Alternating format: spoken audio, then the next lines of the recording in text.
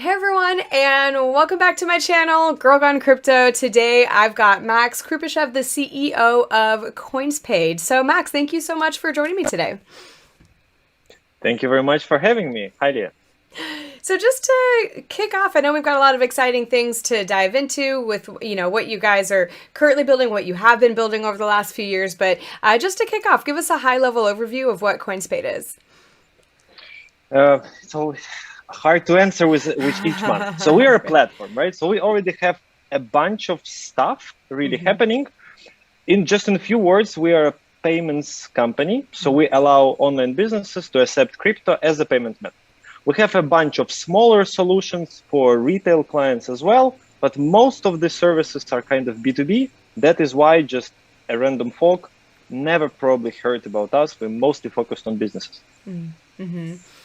So, kind of break that down for us. You mentioned crypto transactions, so I imagine allowing businesses to accept crypto. Kind of walk us through the different tools that you guys offer to your business clients that you work with. Yeah. So speaking about the ecosystem features, right? So we have a hot wallet, which allow them just to build simple applications without spinning the nodes. Then we have a second layer where they have also the liquidity, so they can use wallets plus liquidity. But then those are who are just existing businesses. They don't want to build anything. They have a payments API, right? So they use a payment API. They integrate it as any other, as a PayPal, as acquiring, whatever, Right. and it just works. And basically, there are two main features. How can you accept payments, right? I mean, as I would assume, majority of the viewers might be from US, so they heard about BitPay, right? So BitPay is kind of like the one of the oldest players, and they use e-commerce checkout, right? So you click I want to buy, you're redirected to the page which says send this amount of crypto to this address within the time period, right? This is, if you think about this, is completely unnatural for crypto, right? It's natural for the PayPal when after this you just only have to click one button, yes, right? And with crypto, you're like, what? Now I have to see the QR, scan the QR, do the copy of address, enter the amount, then check what's the fee on the Binance from which I sent. It becomes a mess. So the second flow, which I thought was amazing just before we invented the third one, it is channels. When you basically create for every customer, you create a dedicated address for any crypto that they want to receive.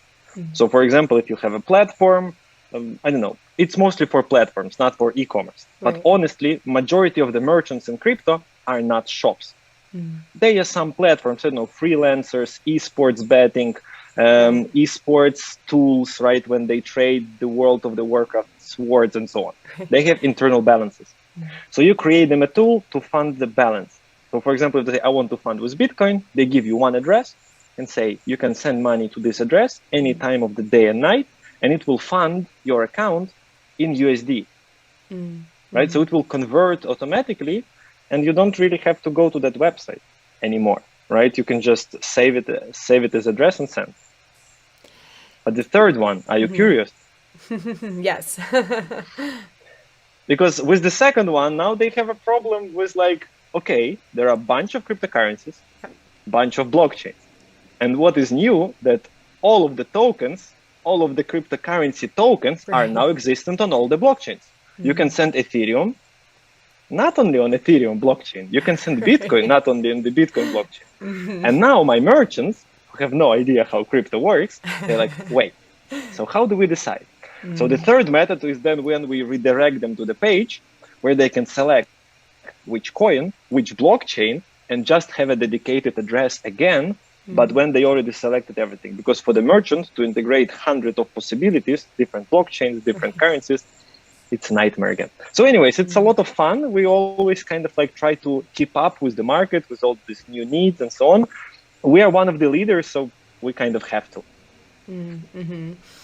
So, when you were talking about it automatically converting, let's say, into US dollars, is that an option that the platform can decide? Can they decide to hold it in crypto, or does it just always automatically get converted into fiat?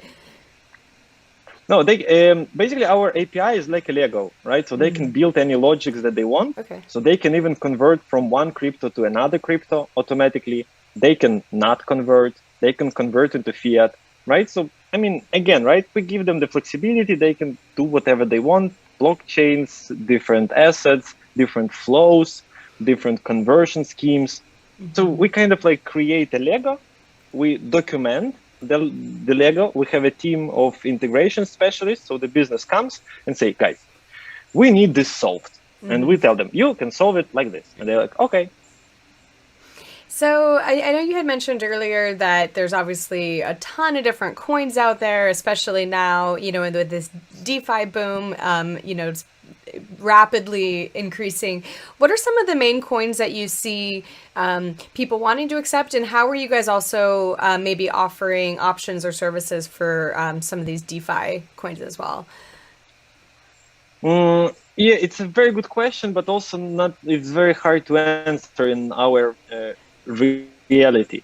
So most of really businesses who accept crypto, you should understand that they are not keeping up with what is happening at all.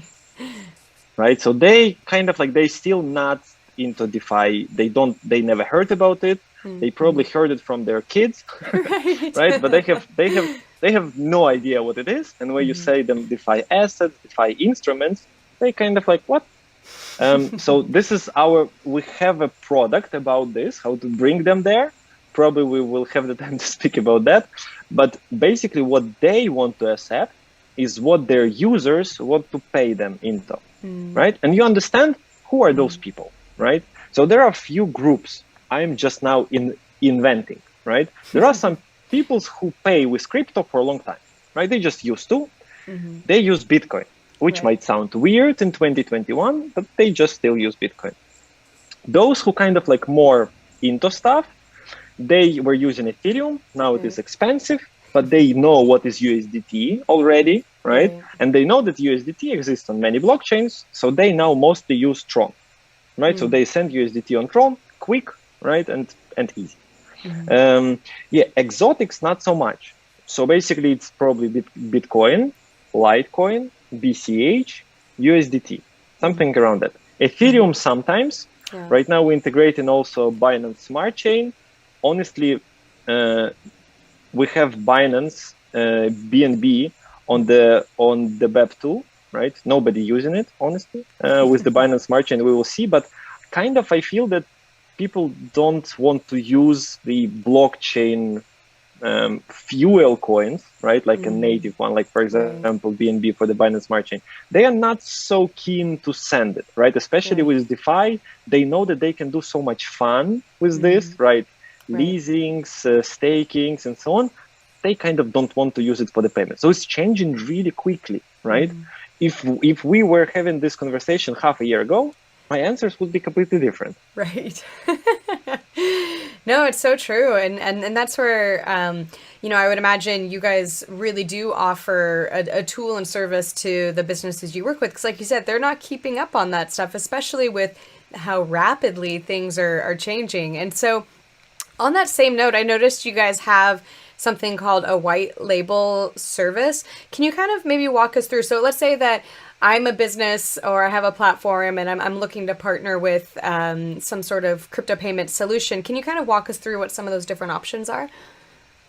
So I would say 4 levels, right? I already briefly explained for 3. I will just structure it again, right? So our system is what? Is the bunch of the blockchain integrations.